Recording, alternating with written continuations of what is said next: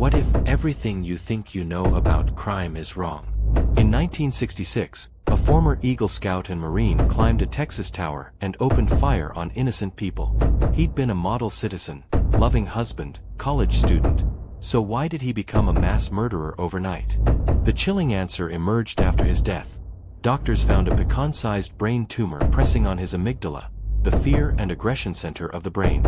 That's right, a hidden glitch in his brain may have flipped his moral compass. It's a horrifying thought. Can a tiny lump of tissue turn an ordinary person into a killer? And if that's possible, what else is lurking behind the scenes when people turn to crime? We like to think crime is always a choice made by bad people, or blame it on poverty and bad parenting. Yet most poor people do not commit crimes, and those who do often have motives unrelated to income. In fact, crime cuts across all walks of life. Shoplifting isn't just done by desperate people. Even Hollywood movie stars with millions in the bank have been caught stealing for seemingly no reason. With about 1.2 million violent crimes reported in the US in a single year, we have to wonder, why do a small fraction of people cross that line? And could any of us under the right circumstances be pushed to do the same? In the next few minutes, we're diving deep into the real reasons people turn to crime. And it's not always what you think. Stay tuned, because what you discover might just change how you see criminals and yourself. This is not your conventional video, but if you follow through what we are about to share with you, we'll pull back the curtain on the hidden psychology of criminal behavior. We're going beyond the usual explanations, beyond poverty, beyond bad upbringing, to uncover surprising psychological triggers that can drive someone to break the law. We'll explore cutting-edge studies and startling theories, from a quirk in your heart rate that predicts violence, to the eerie rush some people get from doing something forbidden. You'll hear about how boredom can spark theft, how the need for power can turn a friend into a felon, and why even perfectly normal folks can descend into chaos when lost in a crowd. By the end, we'll reveal an unexpected common thread, a core revelation about criminal minds, that might make you question your own sense of right and wrong. Why do people turn to crime? The answers will defy what you've been told and keep you hooked to the very last second. Are you ready to challenge your assumptions? Let's delve into the psychology of crime. Our journey starts with the biology of crime, those invisible factors inside us that can tip the scales. We saw it in that opening story, a brain tumor leading to a killing spree. It sounds like science fiction, but it's grounded in fact. And it raises a chilling possibility. Could some people be predisposed to criminal behavior by their very biology? Scientists say maybe. For example, research has revealed that people with an unusually low resting heart rate are more likely to engage in risk-taking and even violent acts. Why? One theory is that a low heart rate makes you feel under-aroused, basically too calm. To feel alive, some with this trait seek out danger and thrills to jack up their arousal. They're also less easily scared, meaning they might not feel the same fear of getting hurt or caught. This fearlessness factor can be a recipe for trouble. To commit a crime, after all, you need a dash of fearlessness. If your biology hands you an extra scoop of boldness, you might stroll into situations that would make others balk. Then there's the brain itself. Modern neuroimaging has found that many violent offenders share abnormalities in brain function and structure compared to the average person. Some have less activity in the frontal lobe, the brain's braking system for impulses, or an overactive reward circuit hungry for excitement. In the case of Charles Whitman, the Texas tower shooter, the tumor pressing on his amygdala likely tampered with his emotional control. It's an extreme example, but it hints at a larger truth. Our brains and bodies play a bigger role in behavior than we ever realized. Imagine waking up one day with a subtle change in your brain chemistry that tilts your moral balance. It's scary, but it happens. In a recent study of criminals who developed brain lesions, like tumors or injuries, before their crimes, scientists found the damage was never in just one spot, but all the lesions disrupted a specific brain network that governs moral decision-making. In other words, physical changes in the brain can erode the very circuits that tell us right from wrong. When those circuits go dark, anything can happen. Murder as a symptom of brain disease, it turns the stomach, but it's real enough to make us question the nature of free will. And yet, biology is never destiny. Think of it like this: a predisposition is not a prophecy. A low heart rate or a quirk in your neurochemistry doesn't make you a criminal. It just loads the dice. What happens next depends on many things, including the choices a person makes and the world around them. Still, the fact that some people are born with riskier settings in their bodies is a clue that crime isn't always a simple choice in the moment. For some, the urge to break rules may feel almost like it's coded into their system. A dangerous curiosity, a hunger for a thrill, or a hair-trigger temper that flares before conscience can catch up. But biological quirks are only one piece of this puzzle. Not everyone who offends has a brain tumor or a built-in fearless streak. So what else drives ordinary people to criminal acts? Let's look at the powerful psychological lures that can pull someone across the line. Have you ever felt a rush from doing something a little bit wrong? Sneaking a cookie before dinner, or speeding just a tad over the limit. That tiny thrill of breaking a rule and getting away with it can be oddly intoxicating. Now imagine that rush dialed up to 100. For some people, crime itself becomes a drug. Take shoplifting, for example. The stereotype is a poor person stealing bread to feed their family, a crime of need. But in reality, shoplifting often has nothing to do with survival. It's been called an equal opportunity crime. People of every background do it, rich or poor, teen or adult. Believe it or not, one surprising motive is simple boredom. Teenagers have admitted they've stolen things just for something to do. They weren't hungry. They weren't even after anything expensive. They just craved excitement in their otherwise ordinary day. For others, it's about the adrenaline and psychological relief.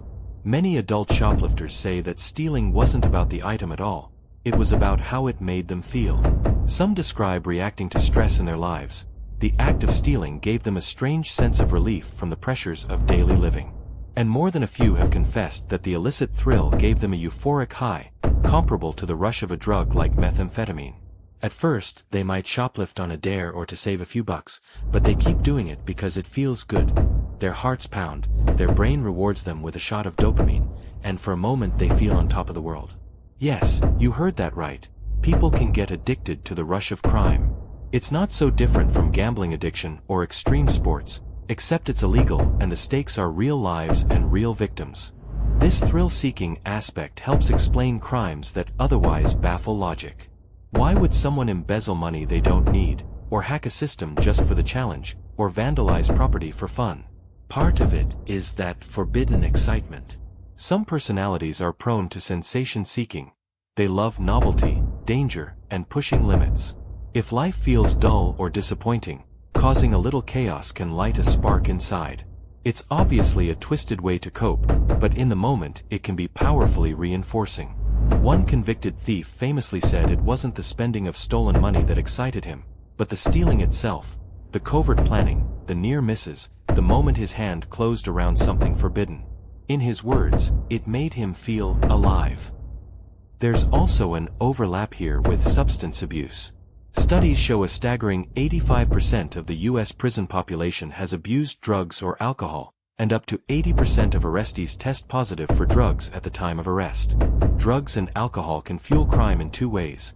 First, by lowering inhibitions. How many foolish fights and thefts happen when someone's drunk and impulsive? And second, by creating desperation. Addicts might steal or worse to feed a craving they can't control. In both scenarios, the brain's reward system is hijacked, whether by a substance or by the thrill of the misdeed itself. The normal barriers of fear and guilt can fall away when someone is intoxicated or intoxicated by excitement. So, one real reason people turn to crime is because it's exciting. It offers an escape from boredom or emotional pain in the form of a dangerous thrill. It's like the flame that draws in the moth, even if the moth knows, deep down, it could get burned. But a thirst for excitement isn't the only hidden driver. Sometimes, what pulls people toward crime is not about feeling alive, it's about feeling powerful. Let's talk about that dark desire next. Behind many crimes, especially the ones that leave us asking, how could someone do that? Lies a craving that's less about fun and more about power. Some people break the law to feel superior, to manipulate others like pieces on a chessboard. It's an ego trip, a psychological game of control. And it can hide in plain sight. Psychologists who study criminal minds have identified a pattern. Many serious offenders are obsessed with controlling other people. It's not just that they want money or revenge. They want the power of bending others to their will. In fact, exerting control is integral to maintaining their fragile self-esteem. Think of the bully who feels big when others feel small, or the con artist who delights in tricking victims. For these individuals, control is an end in itself.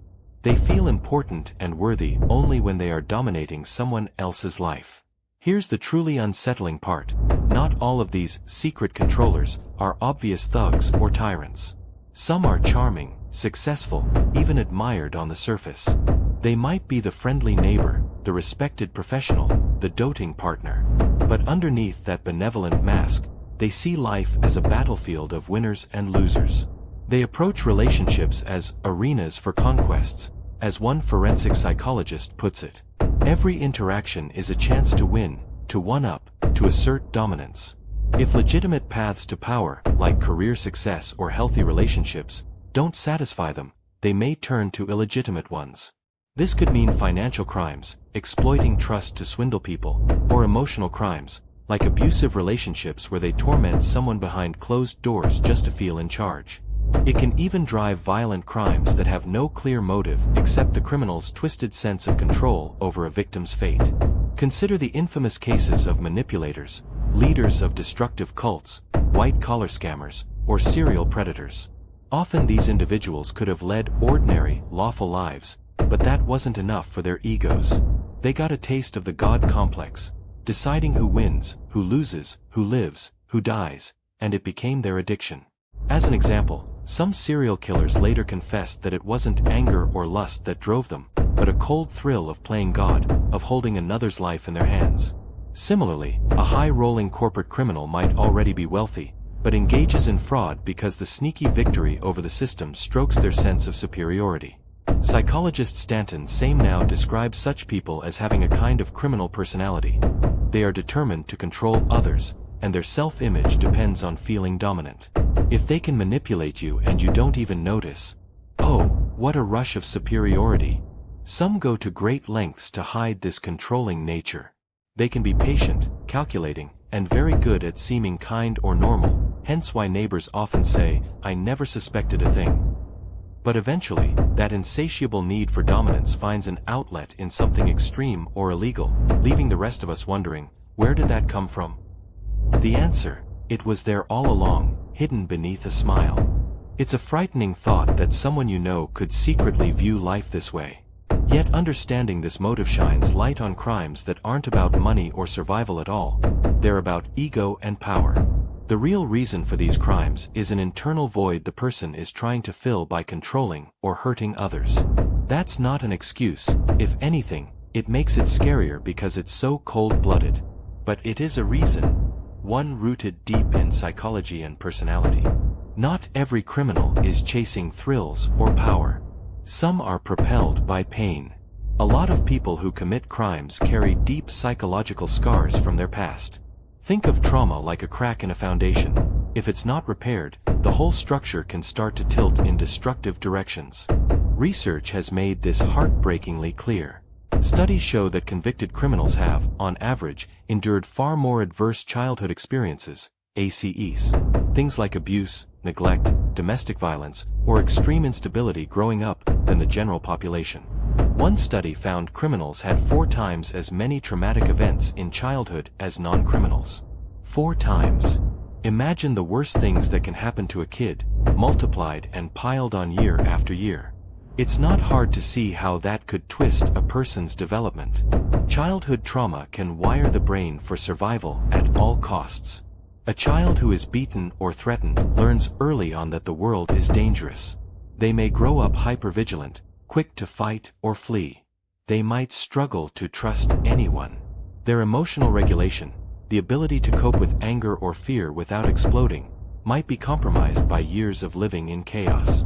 So later in life, when they face conflict or stress, they could lash out violently or criminally because that's the only way they know how to respond. It's as if they're stuck in survival mode, even when survival isn't actually on the line. To be clear, trauma is not an excuse for crime. Most people who endure awful childhoods do not become criminals. just as most poor people don't commit crimes. But trauma is a powerful risk factor because it can plant the seeds of mental health issues, addiction, or aggression.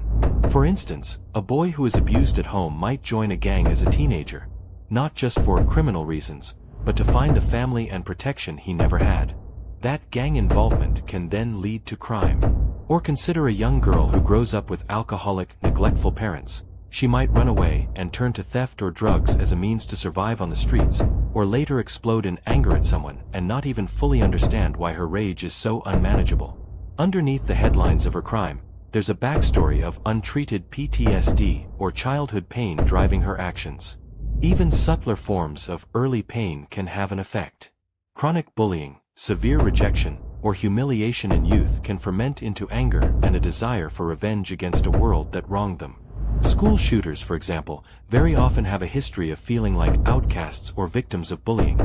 Their crimes tragically are their warped way of asserting power after feeling powerless for so long. It's as if they're thinking, "I'll make them feel my pain." That doesn't justify the horror of their actions in the slightest, but it does point to how psychological wounds can fester into violence when combined with other factors like mental illness or access to weapons. The takeaway here is that hurt people can hurt people. A significant number of offenders started as victims. Understanding this cycle is crucial if we ever hope to break it.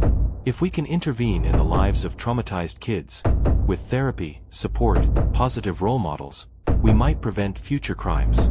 And on a human level, recognizing the role of trauma can sometimes transform our view of a criminal from a monster into a troubled soul who took a destructive path. Again, it doesn't absolve them. Plenty of trauma survivors never harm a fly, but it provides context. The real reason some people turn to crime might be buried in a chapter of their life story that we never got to read. So far, we've looked at internal forces, biology, thrill-seeking, ego, trauma, swirling inside a person's mind or body. But sometimes, the spark that ignites criminal behavior comes from outside, from a powerful situation that can make the unthinkable suddenly seem possible. This is where social psychology offers a startling insight. Under the right conditions, ordinary people can commit acts they'd never dream of alone. One key concept here is de-individuation, a big word that basically means losing your sense of individual identity in a group or anonymous setting. When people feel anonymous, hidden in a crowd, or otherwise freed from their personal accountability, their behavior can change dramatically. Decades of research back this up. Anonymity and group mentality have been linked to all kinds of deviant acts, stealing, cheating, even horrific violence. In one classic study, children on Halloween were more likely to steal extra candy when they were in a group and not ask their names, anonymous, compared to when they were alone or identified. In everyday terms, it's why a normally polite person might join in looting during a riot. The usual restraints of shame and fear of punishment melt away when everyone is doing it and you feel invisible. History has stark examples. During the 1977 New York City blackout, parts of the city descended into chaos. By the time the lights came back on, looters had ransacked 1,600 stores and set over 1,000 fires.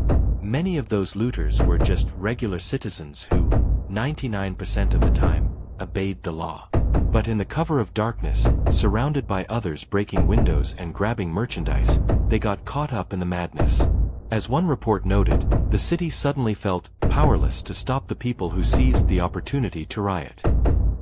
Opportunity is a key word here. When the usual social order breaks down, be it a blackout, a natural disaster, or even the anonymity of the internet, it creates an opportunity for people to act on impulses they'd normally suppress. It's as if the collective responsibility is so diluted, everyone's doing it, that personal responsibility disappears. Even beyond extreme events, social influence is huge. Peer pressure can nudge someone into crime step by tiny step. A teenager who would never rob a store on his own might do it with 3 friends egging him on, because in that moment, it feels like the group expects it and his fear of looking cowardly outweighs his fear of the law. Psychologically, the presence of peers or a mob can create a kind of mini-universe with its own rules. We've all felt the tug to conform at some point. In high-stakes situations, that tug can override morality.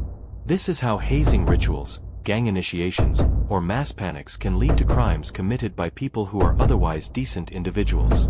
They get swept away by the energy of the group.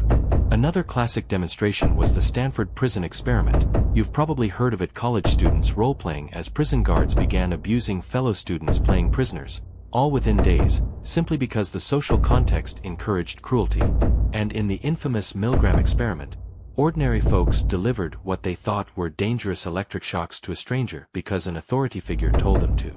The lesson: context can be a powerful trigger. Situations can seduce people into doing things they'd never do in a vacuum. So, one real reason people turn to crime is that the environment around them temporarily permits or even applauds it. Under the mask of anonymity or the sway of an authority or group, the usual psychological brakes can fail. It's a bit terrifying, because it means you or I might be capable of wrongdoing under certain circumstances, even if we think we never would. It's easy to say, "I'd never do that," but if you were a young adult in a collapsing city where everyone around you was looting to survive, can you be absolutely sure you wouldn't grab something too? Psychology teaches us to be humble about our certainty. The line between lawful and lawless can blur in the heat of the moment, and good people can make bad choices when the situation nudges them just right. Now, let's step back and look at the bigger picture of all these factors: biological quirks, thrill-seeking, power hunger, trauma, group influence. Is there a common thread weaving through these real reasons for crime? Many psychologists believe there is: self-control, or rather, the lack of it. According to one of the leading theories in criminology, most crimes are essentially impulsive acts. Criminologists Michael Gottfredson and Travis Hershey famously argued that low self-control is the single most important trait that predisposes someone to criminal behavior. They wrote that people with low self-control are inclined to follow momentary impulses without considering the long-term costs. Think about that. In the heat of the moment, the person with low self-control grabs the purse, throws the punch, or lies on the stand because it feels beneficial right now, and they either don't think or don't care about the future fallout. People with better self-control, on the other hand, do consider the consequences. They feel the temptation or anger like anyone else, but they can pause and think, "If I do this, I could get arrested, or hurt someone, or ruin my reputation. It's not worth it." That pause, that ability to restrain oneself, is huge. It's basically the mind's emergency brake. In criminals, that brake often fails. Gottfredson and Hershey listed traits common in low self-control individuals. They tend to be impulsive, short-sighted, risk-taking, and insensitive to others. Sound familiar? Those traits echo many of the reasons we've discussed. Impulsivity links to acting out of anger or desire without thought. Short-sightedness is taking the immediate thrill or gain, like a high from shoplifting, over the distant risk. Risk-taking aligns with seeking excitement. Insensitivity to others connects to being willing to hurt people. Low empathy, or use people for one's own ends. In a way, self-control, or its absence, ties together the psychological profile of a would-be criminal. It explains why most people, even in hard circumstances, don't resort to crime, because their self-control and conscience hold them back. And it helps explain why those who do cross the line often have a history that weakened their self-control. Maybe they grew up without consistent discipline or positive role models, so they never fully developed that inner brake, or substance abuse eroded their impulse control, or trauma disrupted the normal self-regulation mechanisms in their brain.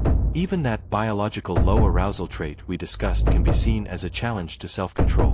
If you hardly feel fear, it takes extra self-discipline not to do daring, stupid things. Of course, self-control isn't a switch that's simply on or off. It can vary day by day. Ever notice how you're more likely to snap or make bad choices when you're exhausted or stressed? Your self-control is worn down. It also varies by situation. As we saw, a frenzied crowd can strip away control, and strong emotions can, in a sense, hijack it. But as a general tendency, those who repeatedly offend tend to exhibit poorer self-control across their lives. They seek quick gratification, money now, revenge now, pleasure now, and struggle with patience or foresight. So if you're looking for the real reason behind a lot of crime, you could do worse than pointing to self-control. It's not as flashy or specific as a brain tumor or childhood abuse, but it's a crucial part of the puzzle. It's like the fuse that has to be lit for the powder keg of all those other factors to actually explode into criminal action. Without a lit fuse, that moment of lost self-control, the potential for crime often just stays potential. With it, boom. Keep that thought in mind, because it leads us right to the core revelation of this exploration. We've identified many triggers and motivations, but what do they all tell us when we see them together? Let's bring it all together now. After all these twists and turns through the minds of criminals, here we arrive at the big question. So, what is the real reason people turn to crime? What's the takeaway? The truth is both complex and surprisingly simple. It's often not about the outside circumstances, it's about what's happening inside a person. Yes, poverty, environment, and upbringing matter. They set the stage. But the lead actor in the drama of crime is the human mind. The real reasons people commit crimes are usually hidden in their psychology. Their impulses, their fears, their desires, their past wounds, their mental quirks. It's the culmination of factors we've discussed: a brain wired for risk, a heart starved for a thrill, an ego craving validation, a soul scarred by trauma, a conscience clouded by groupthink, or a will weakened by lack of self-control. Often, it's not just one of these, but a cocktail of influences mixing together in a specific moment in time. Think of a criminal act as the tip of an iceberg poking above the water. The tip is what we see: a robbery, a shooting, a fraud.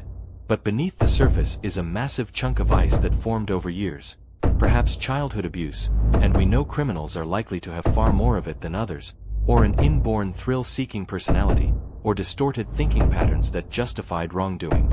Most of us only see the tip and say, they did it because they're bad or greedy. But now we've dived under the water. We see that it's not always what we thought. People don't usually wake up one day and commit a serious crime out of the blue. There's a chain of reasons, psychological reasons, that lead there. And here's the perspective shift: those same psychological forces exist, to some degree, in all of us. That's the revelation that might make you a bit uncomfortable, but it's also enlightening. We all have the brain and body that evolution gave us, with its odd flaws. Who hasn't acted rashly when their heart was pounding and adrenaline flowing? We all know the temptation of a shortcut, or the flicker of anger, or the need to belong to a group. We've all felt impulses we're not proud of. The big difference is usually in degree and control. A person who turns to crime often has more intense drives or fewer internal brakes.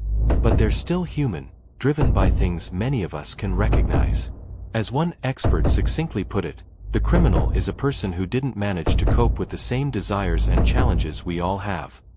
This realization doesn't forgive criminal actions, but it does explain them in a more nuanced way. It should change how we think about prevention and justice. If the real reasons are psychological, then solutions lie in psychology too. Mental health care, addiction treatment, positive social support, education on coping skills, interventions for at-risk youth before they go astray. Instead of just blaming bad people, we might ask, what went wrong inside this person, and could it have been helped or healed before it led to harm? It also means we should have a bit of humility and empathy. Under extreme pressure, or after walking a very hard road in life, could we have been the one on the other side of the law? It's an uncomfortable question, but an important one. As much as we want to see ourselves as completely different from criminals, the psychological research suggests the gap isn't as wide as we think. That understanding can actually be empowering. It reminds us that every choice matters and that nurturing the good in us, self-control, empathy, healthy outlets for stress, is crucial. In the end, the real reason people turn to crime often boils down to a perfect storm of the mind. A storm where rational thinking, empathy, and restraint are overwhelmed by something else. Be it a rush of emotion, a skewed belief, or a primal need unmet. It's not always about external necessity. Often, it's about internal turmoil. And now that you know that, the next time you hear about a baffling crime, you might pause and think not just how terrible, but also what really drove that person to do this. That question leads to deeper understanding. And maybe, one day, to a society that can spot the storm before it strikes. Crime isn't a simple tale of good and evil, it's a human story, with threads that run into psychology, biology, and society. We hope this journey opened your eyes and maybe even challenged your assumptions. If it did, please hit that subscribe button and join our community. We love diving into the mysteries of the human mind and uncovering the truths that aren't always obvious. There's so much more to explore together. Now, we want to hear from you. Which reason for crime surprised you the most? Was it the idea of a brain tumor secretly engineering violence? The thought that boredom could lead to burglary? Or the notion that anyone might steal given the right, or wrong, circumstances? Maybe you have your own theory or a personal story to share. Leave a comment below with your thoughts or questions. We read all of them, and this is the kind of conversation that matters. Remember, understanding crime isn't about excusing it. It's about learning how we as a society can prevent it and how we as individuals can guard our own choices. The mind is powerful, for better and for worse. By shedding light on the dark corners of why people do bad things, we take a step toward a safer, more empathetic world. Thank you for watching till the end. If you found value in this video, give it a thumbs up and share it with someone else who'd find it fascinating. Until next time, stay curious and stay safe. After all, knowledge is one of our best defenses against the forces that drive people to crime.